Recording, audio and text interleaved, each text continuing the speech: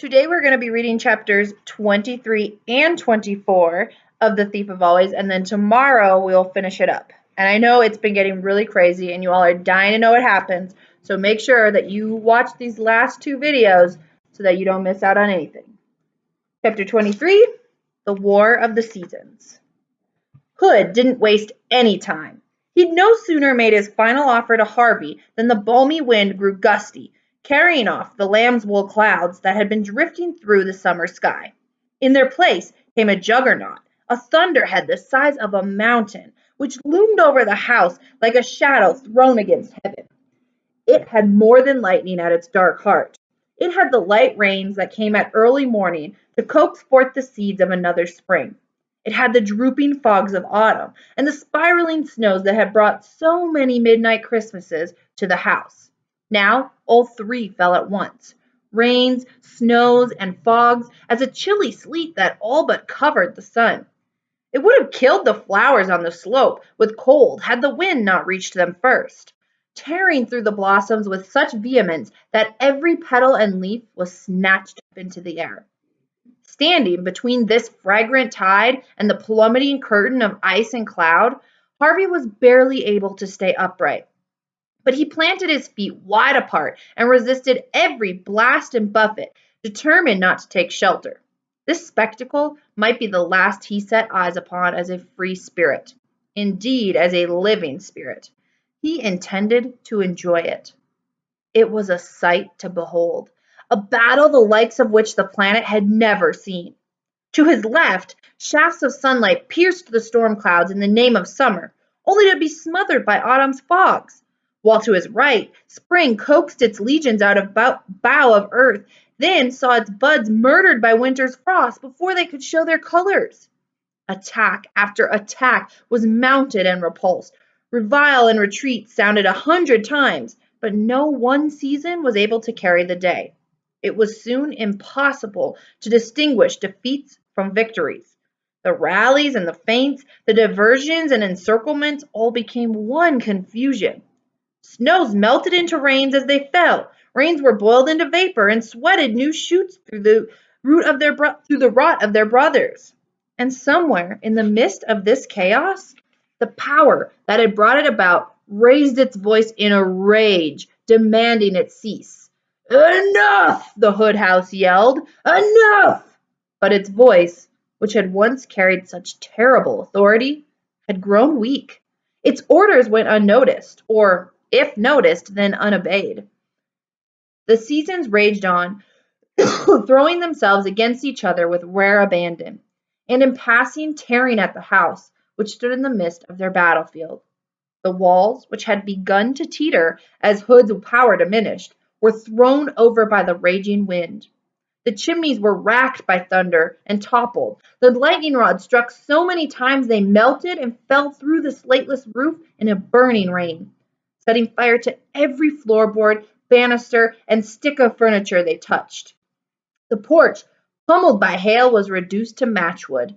The staircase, rocked to its foundations by the growth in the dirt around it, collapsed like a tower of cards. Squinting against the face of the storm, Harvey witnessed all of this and rejoiced. He'd come to the house hoping to steal back the years that Hood had tricked from him, but he'd never dared believe he could bring the whole edifice down. Yet here he was. It was falling as he watched. Loud though the dins of wind and thunder were, they couldn't drown out the sound of the house as it perished and went to dust. Every nail and sill and brick seemed to shriek at once, a cry of pain that only oblivion could comfort. Harvey was denied a glimpse of Hood's last moments.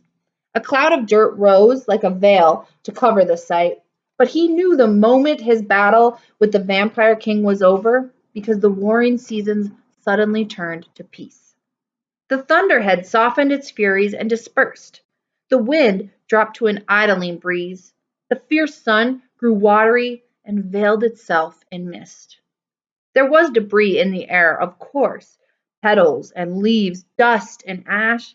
They fell like a dream rain, though their fall marked the end of a dream. "Oh, child," said Mrs. Griffin. Harvey turned to her. She was standing just a few yards from him, gazing up at the sky. There was a little patch of blue above their heads, the first glimpse of real sky these few acres of ground had seen since Hood had founded his empire of illusions. But it was not the patch she was watching. It was a congregation of floating lights, the same that Harvey had seen Hood feeding upon in the attic, which had been freed by the collapse of the house. They were now moving in a steady stream towards the lake. "The children's souls," she said, her voice growing thinner as she spoke the word. "Beautiful." So I know we talked a while back about comparing Hood to a vampire, and we're seeing here a little more that it was the children's souls that was feeding him. So he was sucking not their blood, but their souls out of them, and so that's what we're seeing go back. Her body was no longer solid. Harvey saw she was fading away in front of him. "Oh no," he murmured. She took her eyes off the sky and stared down at her arms and the cat she was carrying in them. It, too, was growing insubstantial. "Look at us," Mrs. Griffin said, with a smile upon her weary face. "It feels so wonderful." "But you're disappearing." "I've lingered here far too long, sweet boy," she said. There were tears glistening on her face. But they were tears of joy, not sadness. "It's time to go." She kept stroking Stew Cat as they both faded from sight. "You are the brightest soul I have ever met, Harvey Swick," she said. "Keep shining, won't you?" Harvey wished he had some words to persuade her to stay a little while longer. But even if he'd had such words, he knew it would have been selfish to speak them. Mrs. Griffin had another life to go to, where every soul shone. "Goodbye, child," she said. "Wherever I go, I will speak of you with love." Then her ghostly form flickered out, leaving Harvey alone in the ruins. So Mrs. Griffin was happy to go, but Harvey's obviously sad to lose her. Chapter 24 is called A Fledgling Thief.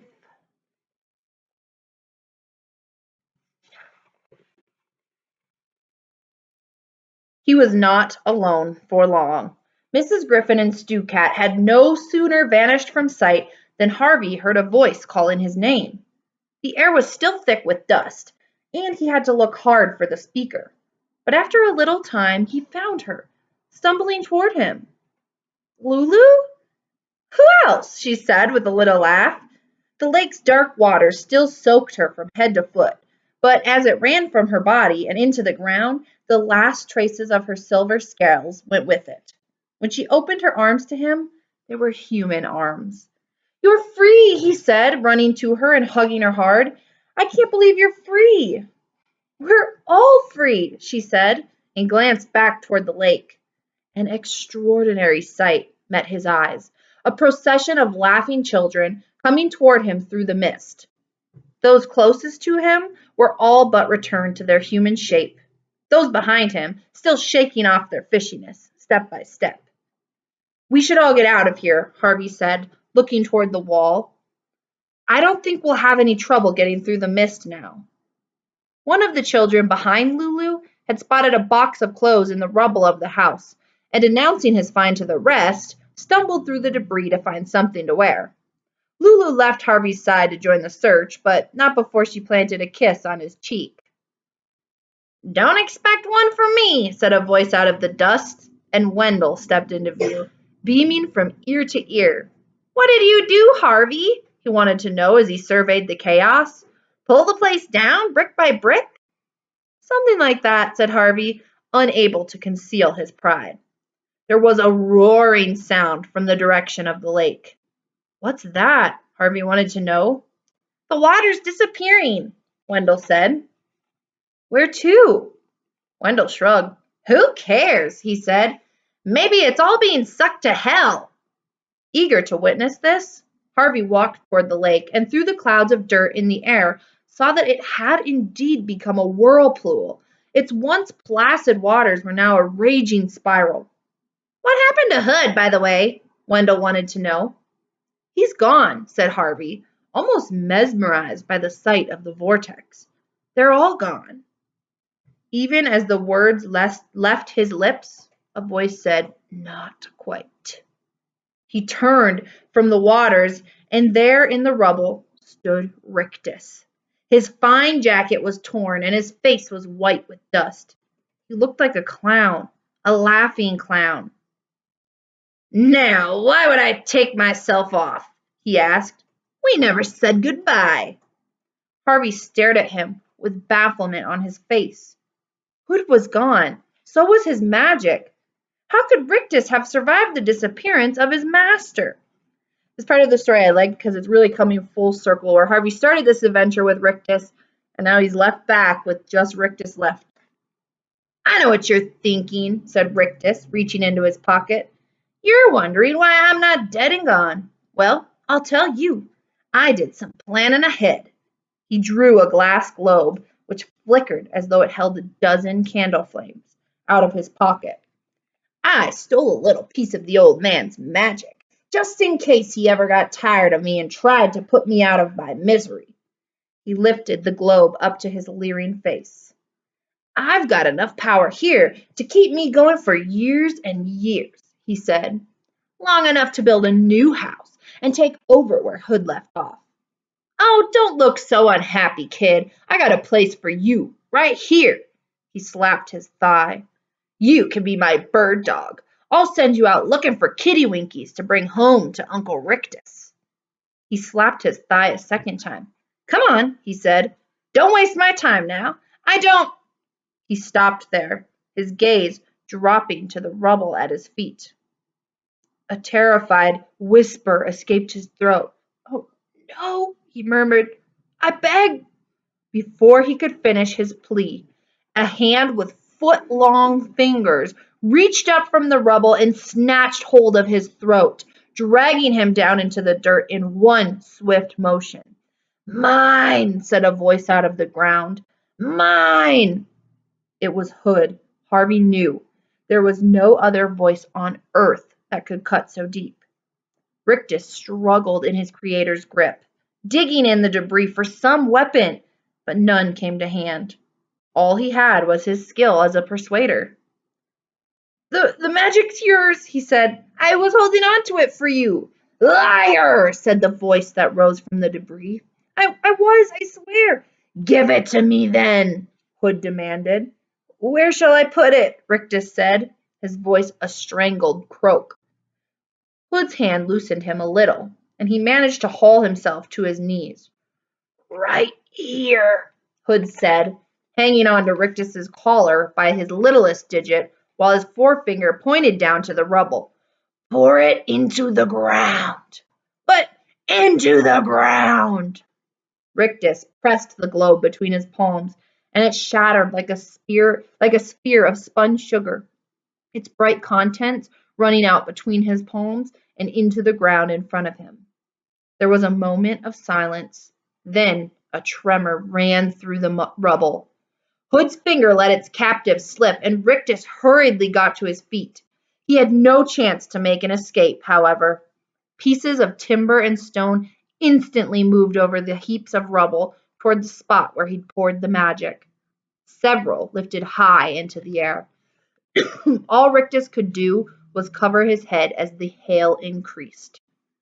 Harvey was clear of this flying debris, and might well have made a retreat in these few moments, but he was wiser than that. If he fled now, he knew his business with Hood would never be finished. It would be like a nightmare he could never quite shake from his head.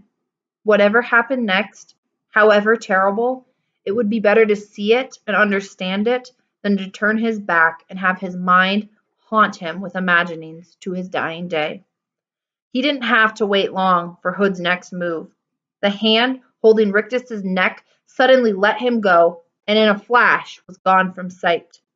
The following moment the ground gaped, and a form appeared, hunched over as it climbed out of its tomb in the rubble. Rictus let out a cry of horror, but it was short. Before he could retreat one step, the figure reached for him, and, turning to face Harvey, held his traitorous servant high. Here, at last, was the evil that had built the holiday house. shaped more or less like a man. He was not made of flesh, blood, and bone, however. He had used the magic Rictus had unwillingly provided to create another body. In the high times of his evil, Hood had been the house. Now it was the other way around. The house, what was left of it, had become Hood. All of the shattered pieces of the house formed into a man-like creature, and now Hood is back. So, like it said, Harvey could have ran away right there. He had the chance. He could have escaped, but he knew that would haunt him forever. Just knowing that Hood was still around, was still there. So he had to face whatever he's going to face in this ending. So what I want you to answer today is, do you agree? Do you think Harvey just made the right choice, or should he have ran when he had the chance?